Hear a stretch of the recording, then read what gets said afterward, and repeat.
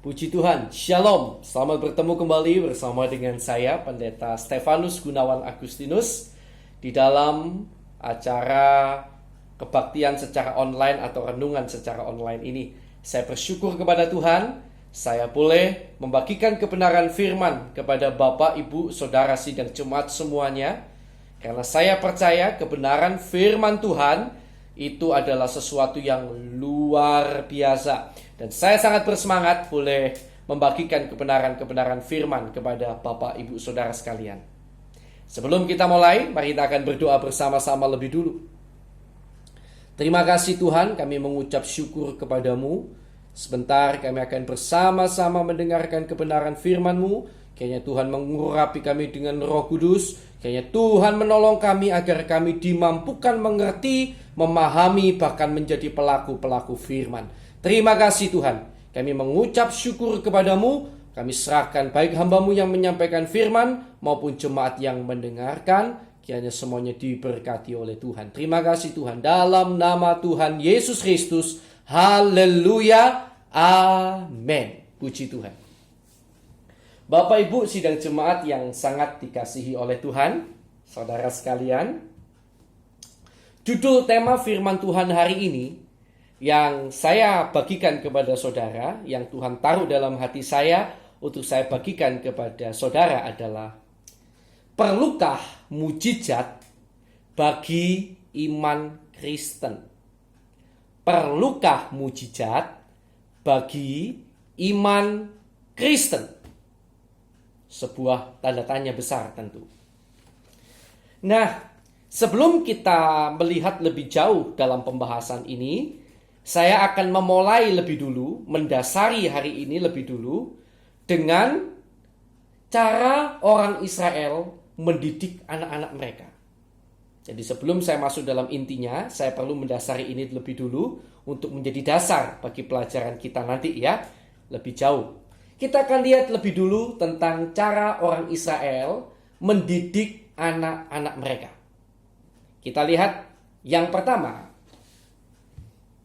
Ulangan pasal 11 ayat 13. Ulangan pasal yang ke-11 ayat yang ke-13, kemudian lompat ayat 18 dan ayat yang ke-19. Oke, saya akan bacakan bagi kita semuanya. Jika kamu dengan sungguh-sungguh mendengarkan perintah yang kusampaikan kepadamu pada hari ini, sehingga kamu mengasihi Tuhan Allahmu dan beribadah kepadanya dengan segenap hatimu dan dengan segenap jiwamu.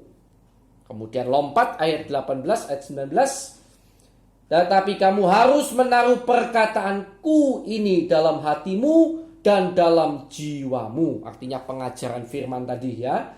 Kamu harus mengikatkannya sebagai tanda pada tanganmu, dan haruslah itu menjadi lambang di dahimu. Kamu harus mengajarkannya kepada anak-anakmu dengan membicarakannya apabila engkau duduk di rumahmu dan apabila engkau sedang dalam perjalanan, apabila engkau berbaring dan apabila engkau bangun. Ini adalah cara pertama orang Israel mendidik anak-anak mereka sesuai dengan yang disuruh oleh Tuhan, yaitu berulang-ulang mengajarkan firman Tuhan kepada anak-anak mereka. Mengenai pembahasan tentang hal ini, mengenai cara yang pertama ini, saya yakin saudara sudah sering mendengarkan pengajaran tentang hal ini. Tetapi saudara perlu tahu bahwa ada hal kedua yang Tuhan suruh untuk orang Israel itu didik atau ajarkan atau ceritakan kepada anak-anak mereka. Ya, ada yang kedua. Nah, itu kita temukan di dalam Keluaran pasal yang ke-10. Jadi kalau tadi itu adalah tentang mengajarkan firman, sekarang kita lihat dalam Keluaran pasal 10. Ya, ayat 1 dan ayat kedua. Berfirmanlah Tuhan kepada Musa, pergilah menghadap Fir'aun, sebab aku telah membuat hatinya dan hati para pegawainya berkeras, supaya aku mengadakan tanda-tanda yang kubuat ini di antara mereka. supaya aku mengadakan tanda-tanda mujizat yang kubuat ini di antara mereka, dan supaya, perhatikan, engkau dapat menceritakan kepada anak cucumu bagaimana aku mempermain-mainkan orang Mesir dan tanda-tanda mujizat mana yang telah kulakukan di antara mereka. Supaya apa? Supaya kamu mengetahui bahwa akulah Tuhan. Jadi ternyata bukan hanya diajar firman Tuhan, tetapi anak-anak orang Israel itu perlu diceritakan tentang perbuatan-perbuatan besar dari Tuhan, mujizat-mujizat yang pernah Tuhan lakukan atas umatnya. Nah, saudara yang dikasihi Tuhan, menarik bukan? Kalau saudara orang yang dewasa rohani, mungkin saudara timbul pertanyaan, kok iman percaya kepada Tuhan kok didasarkan cerita-cerita mujizat yang pernah terjadi? Mungkin saudara akan merasa nanti imannya itu didasarkan mujizat. Iman kita tidak boleh didasarkan mujizat. Begitu ya. Nah, karena itu judul tema hari ini membahas hal ini, yaitu perlukah mujizat bagi iman Kristen? Perlu tidak? Nah, saudara yang kasih Tuhan, perlu saudara sadari bahwa pada umumnya tokoh-tokoh Alkitab yang percaya kepada Tuhan dengan luar biasa itu sebelumnya sempat melihat mujizat atau perbuatan-perbuatan yang supranatural dari Tuhan, yang mencengangkan, yang membuat terheran-heran. Kalau bukan Tuhan tidak mungkin bisa melakukan hal itu. Gitu kira-kira. Nah, Bapak Ibu sidang jemaat yang dikasihi Tuhan, saya akan memberikan bukti-bukti tentang tokoh-tokoh Alkitab yang kemudian percaya kepada Tuhan, tetapi dasarnya lebih dulu pernah melihat mujizat atau pengalaman spiritual yang luar biasa.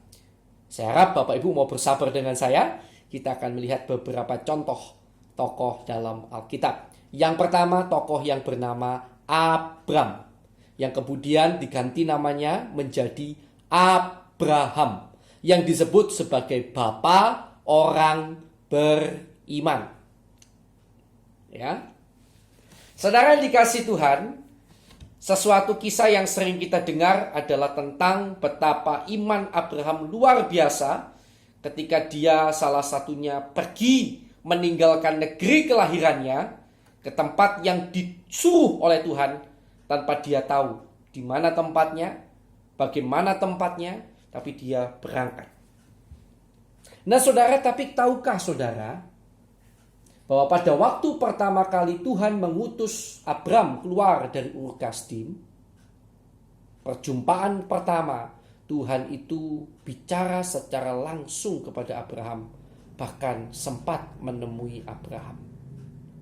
Bukankah ini sesuatu pengalaman yang mencengangkan, mujizat, mendengarkan suara Tuhan langsung, bahkan ditemui langsung oleh Tuhan dalam pertama kali perjalanan imannya ketika dia disuruh Tuhan keluar dari Ur Kasdim, nantinya menuju tanah yang disuruh oleh Tuhan. Saya akan ajak kita membaca di dalam Kejadian 12, ya. Saya akan buktikan lewat ayat Alkitab. Kejadian pasal 12 ayat pertama lebih dulu, kemudian lompat ayat 6 sampai dan ayat 7. Tolong bersabar supaya saudara nanti tahu jawaban yang benar. Apakah perlu mujizat bagi iman kita? Bagaimana seharusnya kita memandang mujizat dalam iman kekristenan? Ya. Coba kita lihat dulu tentang Abraham tadi. Kejadian 12 ayat pertama, berfirmanlah Tuhan kepada Abram, pergilah dari negerimu dan dari sanak saudaramu dan dari rumah bapamu ini ke negeri yang akan kutunjukkan kepadamu. Perhatikan, berfirmanlah Tuhan kepada Abram. Berarti Abram mendengarkan Tuhan berbicara kepada dia. Biasa itu pengalaman yang mencengangkan, ya, langsung dia dengar. Dan kemudian ayat yang ke-6 sampai 7, Abram berjalan melalui negeri itu sampai ke suatu tempat dekat Sikem, yakni pohon Tarbatim di More. Waktu itu orang Kanaan diam di negeri itu. Ketika itu Tuhan menampakkan diri kepada Abram dan berfirman, Aku akan memberikan negeri ini kepada keturunanmu. Maka didirikannya di situ mezbah bagi Tuhan yang telah menampakkan diri kepadanya. Jadi Abram pertama kali dia ditemui oleh Tuhan, dia mendengar suara Tuhan. Pengalaman yang dahsyat, pengalaman yang luar biasa, sebuah pengalaman yang sangat besar, pengalaman supranatural. Bahkan kalau mungkin beberapa kita berkata bagaikan suatu mujizat yang besar, karena dia dengar suara Tuhan, bahkan ditemui oleh Tuhan. Baik, saudara kasih Tuhan, kita akan lihat tokoh selanjutnya, Musa. Ya, Keluaran 3 ayat 2. Keluaran pasal 3 ayat yang kedua. Ya, kita lihat ya. Ini adalah awal pengutusan Musa. Lalu malaikat Tuhan menampakkan diri kepadanya di dalam nyala api yang keluar dari semak duri. Lalu ia, yaitu Musa, melihat dan tampaklah semak duri itu menyala tetapi tidak dimakan api.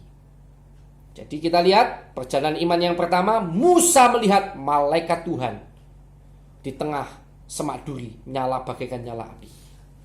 Ya. Kemudian kita tahu kalau kita lanjut pasal 4 ayat 3 sampai 4 itu juga dan seterusnya ya, itu ada mujizat-mujizat yang Tuhan tunjukkan kepada Musa. Coba kita lihat aja 4 ayat 3. Firman Tuhan, lemparkanlah itu ke tanah. Dan ketika dilemparkannya ke tanah, maka tongkat itu menjadi ular, sehingga Musa lari meninggalkannya. Tetapi firman Tuhan kepada Musa, ulurkanlah tanganmu dan peganglah ekornya. Musa mengulurkan tangannya, ditangkapnya ular itu, lalu menjadi tongkat di tangannya. Jadi awal-awal Musa melihat mujizat. Bahkan malaikat Tuhan berfirman kepada dia. Contoh lain lagi, ada masih banyak.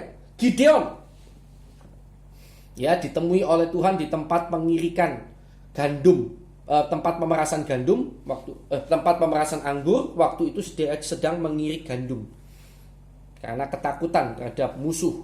Jadi harus sembunyi-sembunyi mengirik gandum. Dan dia ditemui oleh malaikat Tuhan. Bahkan kita tahu kisahnya, Gideon sempat meminta tanda. Itu dapat Bapak Ibu baca dalam kitab Hakim-Hakim pasal yang ke-6. Itu Gideon ditemui oleh Tuhan. Dia tanda dari Tuhan. Ya, pasti di sekolah minggu Bapak Ibu pernah dengar, di mana dia meminta ketika dia menghentarkan guntingan bulu, gitu ya. Dia minta nanti yang di sekitarnya itu basah, tapi yang di guntingan bulu itu bisa tetap kering, gitu. Dan kemudian sebaliknya juga dia minta. Ya, nah, dan dia minta beberapa tanda, sempat dia minta beberapa tanda. Kemudian kita lihat juga dalam perjanjian baru, Petrus, Yohanes, Yakobus, murid-murid Yesus. 3 orang murid Yesus yang dibawa oleh Tuhan secara khusus di Taman Getsemani. Murid-murid yang lain ditinggal. 3 ini diajak secara khusus di Taman Getsemani berdoa bersama-sama Yesus. Walaupun kemudian kita tahu mereka tertidur, ya. Petrus, Yohanes, Yakobus. Kita lihat Lukas pasal 5 ayat 4 sampai 10. Lukas pasal 5 ayat 4 sampai ayat yang ke-10. Setelah selesai berbicara, ia berkata kepada Simon. Yesus bicara kepada Simon, bertolaklah ke tempat yang dalam dan tebarkanlah jalamu untuk menangkap ikan. Simon menjawab, Guru, telah sepanjang malam kami bekerja keras dan kami tidak menangkap apa-apa. Tetapi karena Engkau menyuruhnya, maka aku akan menebarkan jala juga. Ya. Dan setelah mereka melakukannya, mereka menangkap sejumlah besar ikan, sehingga jala mereka mulai koyak. Lalu mereka memberi isyarat kepada teman-temannya di perahu yang lain, supaya mereka datang membantunya. Dan mereka itu datang, lalu mereka bersama-sama mengisi kedua perahu itu dengan ikan, sehingga hampir tenggelam.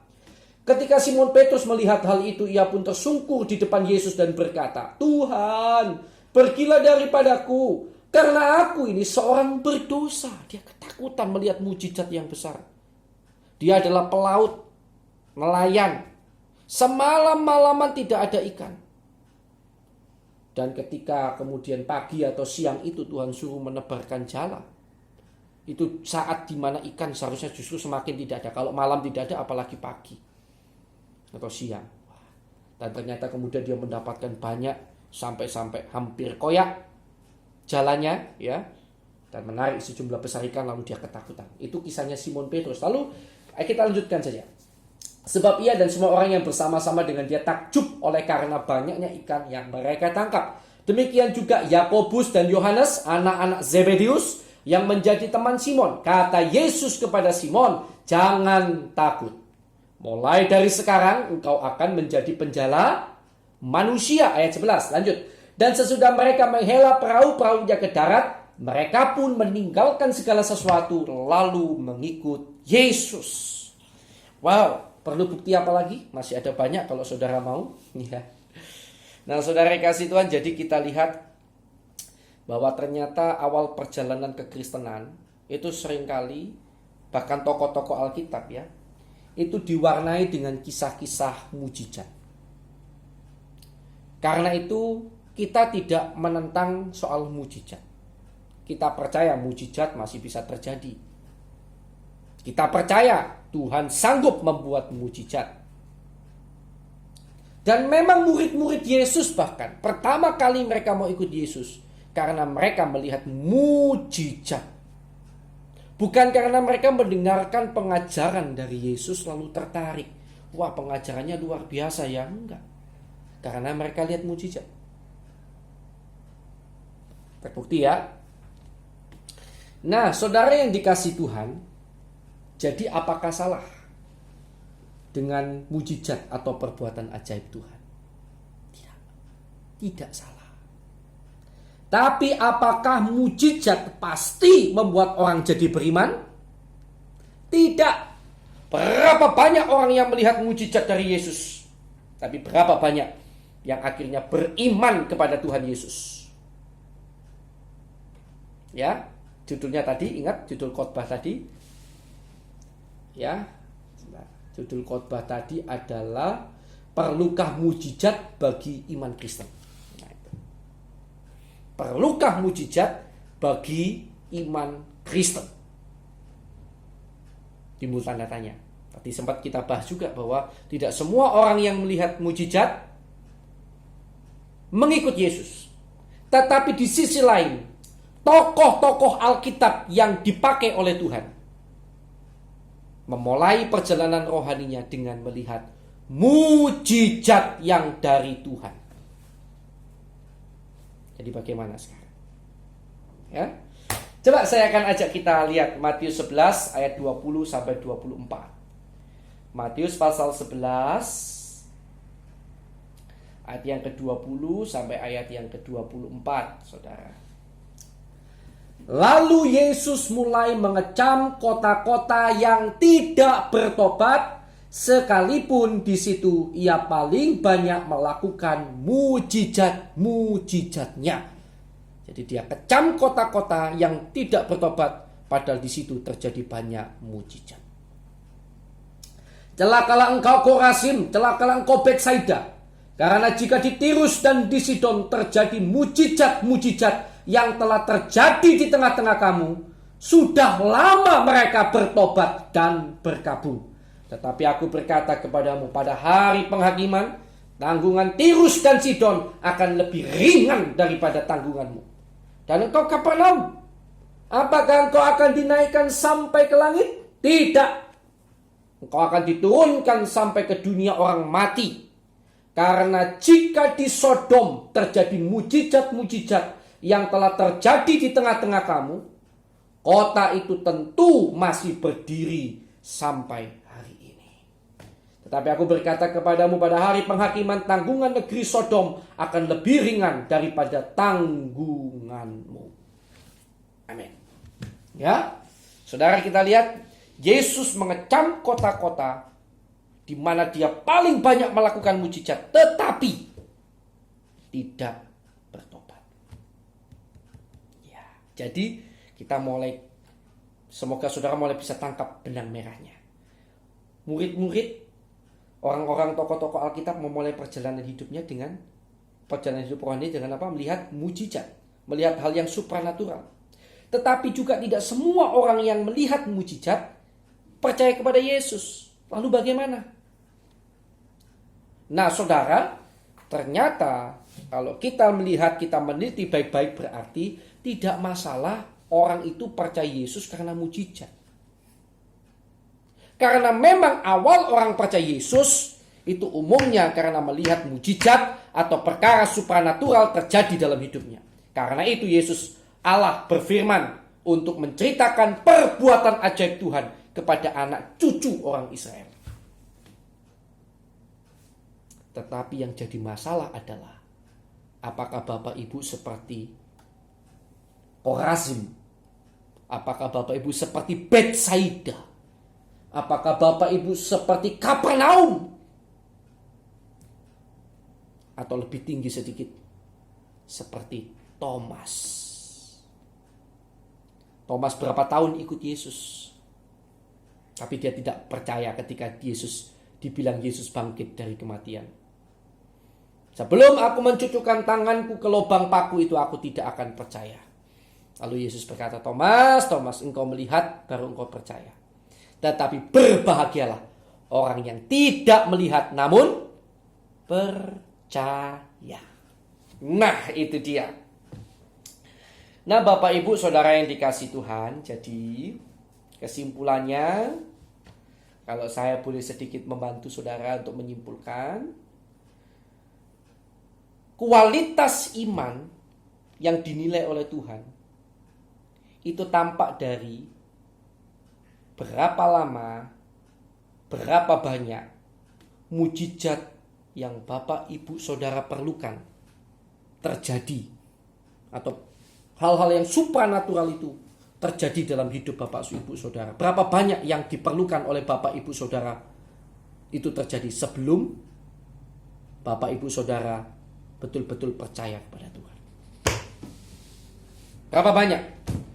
Arti betul-betul percaya adalah, kata betul percaya kepada Tuhan itu artinya, Bapak Ibu walaupun dalam posisi yang belum ditolong Tuhan, saudara tetap bisa berpikiran positif tentang Tuhan dan rencananya. Bahkan Bapak Ibu bisa percaya sampai akhir hidup walaupun tidak mengalami pertolongan, saudara tetap percaya. Baru itu yang namanya percaya, yang dicari Tuhan. Beriman yang dicari Tuhan. Berapa banyak mujizat yang Bapak Ibu perlukan sampai Bapak Ibu Saudara dan saya mencapai level itu. Level di mana ketika masalah begitu berat, pertolongan tidak terjadi serasanya, tetapi kita tetap mampu mengangkat tangan dan bersyukur sambil berkata, Tuhan, aku percaya bahwa rancangan-Mu yang terbaik bagiku. Aku percaya bahwa Engkau sanggup menolong aku. Dan bila pun Engkau tidak tolong, aku percaya Kau punya rancangan yang lebih baik. Aku serahkan hidupku dalam tangan. Aku tetap menyembah Tuhan. Sampai berapa banyak mujizat yang Bapak Ibu perlukan baru Bapak Ibu percaya. Abraham, mengapa disebut bapak orang beriman? Dia hanya perlu satu saja mujizat. Tuhan bicara, ditemui oleh Tuhan, perbuatan supranatural terjadi sekali langsung. Dia langsung berani tinggalkan Ur Kasdim, berangkat ke tanah yang dia tidak ketahui. Bahkan sampai akhirnya ketika Ishak disuruh Tuhan korbankan anakmu yang tunggal Ishak, Abraham tidak banyak bicara. Pikirannya tetap positif terhadap Tuhan. Kalau kita lihat di firman Tuhan, pikirannya tetap positif bahwa kalau Tuhan yang suruh, Tuhan yang akan sediakan domba untuk korbannya anakku. Tuhan yang suruh, pasti Tuhan juga sanggup bangkitkan Ishak kalau nanti dikorbankan.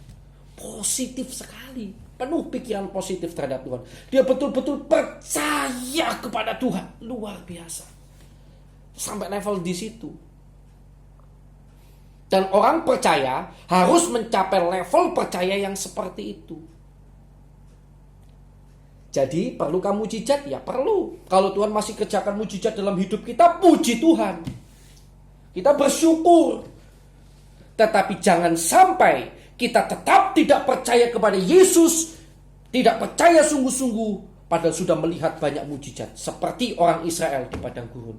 Berapa banyak mujizat yang mereka lihat sejak dari Mesir hingga meninggalkan Mesir di tanah padang gurun sampai hampir masuk Kanaan, sampai masuk Kanaan. Mereka melihat banyak perbuatan Tuhan, tetapi mereka masih tidak percaya. Banyak yang tidak percaya. Itu yang membedakan. Saudara, sekali lagi, berapa banyak mujizat yang perlu Tuhan kerjakan untuk saudara percaya. Semoga Tuhan tidak berkata kepada saudara hari ini ketika saudara masih belum percaya. Semoga Tuhan tidak berkata, cukup mujizatku bagi kamu. Sudah banyak kamu tidak percaya. Tetap tidak percaya, celakalah kamu. Seperti Korazim, seperti Betsaida, seperti Kapernaum. Capailah iman yang dimau Tuhan. Kalaupun saudara percaya Yesus karena melihat sebelumnya mujizat supranatural, itu lumrah. Semua orang, saya rasa hampir semua orang seperti itu. Ya nggak tahu, saya belum pernah adakan survei ya. Ini menurut saya, hampir semua orang ya, berapa 90% mungkin tidak masalah. Tetapi berapa banyak mujizat yang kau perlukan baru kau percaya. Sesedikit mungkin mujizat yang kau perlukan untuk kau percaya setiap kali menghadapi masalah. Engkau berserah kepada Tuhan. Walaupun tidak ditolong, terkadang ternyata yang kau inginkan berbeda kejadiannya dengan yang kau inginkan. Kau tetap percaya kepada Yesus. Wow, itu iman yang luar biasa. Itu yang harus kita capai. Akhir kata, berbahagialah saudara yang hari ini sudah percaya Yesus sungguh-sungguh. Bahkan di tengah kondisi yang berat dan kau belum melihat pertolongan, kau tetap bisa berpikir positif tentang Tuhan. Kau tetap bisa bersyukur. Engkau tetap bisa berterima kasih kepada Tuhan. Menyerahkan hidup kepada Tuhan. Berbahagialah engkau. Bagi saudara yang sampai hari ini masih gentar, belum percaya Yesus sungguh-sungguh, padahal sudah melihat mujizat demi mujizat terjadi dalam hidupmu, segeralah bertobat. Bagi engkau yang sudah percaya pada Yesus, berbahagialah. Orang yang perlu hanya sedikit melihat mujizat lalu sudah percaya, itu adalah orang-orang yang nantinya saya lihat tercatat dalam Alkitab dipakai oleh Tuhan dengan luar biasa. Abraham itu contohnya. Dia disebut bapak orang beriman. Sekali saja Tuhan tampakkan diri, dia langsung berkat. Tinggalkan lokasi. Gideon masih bertanya-tanya. Minta tanda ini. Musa masih bertanya-tanya. Ya ini utus yang lain Tuhan, kan gitu. Abraham berangkat. Tapi masih mending Gideon dan Musa daripada Thomas, Korazim, Betsaida, Kapernaum. Semoga saudara diberkati oleh renungan firman hari ini, miliki iman percaya yang teguh, percaya kepada Yesus apapun yang terjadi, karena memang iman seperti itulah yang harus saudara dan saya miliki, yang harus saudara tuju, iman yang dimau oleh Tuhan. Tuhan Yesus memberkati. Mari kita akan berdoa bersama-sama. Terima kasih Tuhan, kami mengucap syukur buat pelajaran hari ini. Terima kasih buat pengajaran-Mu yang begitu luar biasa mengajarkan kepada kami untuk beriman, percaya kepada Yesus apapun yang terjadi. Sekalipun mungkin kami belum melihat pertolongan hari ini, sekalipun hidup kami sekarang masih terasa begitu berat dan mujizat belum terjadi, tetapi biarlah kami memiliki iman yang kokoh, yang membuat kami terus berpikiran positif tentang Tuhan, yang membuat kami terus bersyukur dan berterima kasih kepada Tuhan dalam kondisi apapun. Kiranya kasih karunia-Mu menyertai kami, kiranya kasih karunia-Mu membuat kami beriman yang sungguh-sungguh kepada Tuhan. Terima kasih Tuhan, di dalam nama Tuhan Yesus Kristus. Haleluya. Amin. Tuhan Yesus memberkati saudara.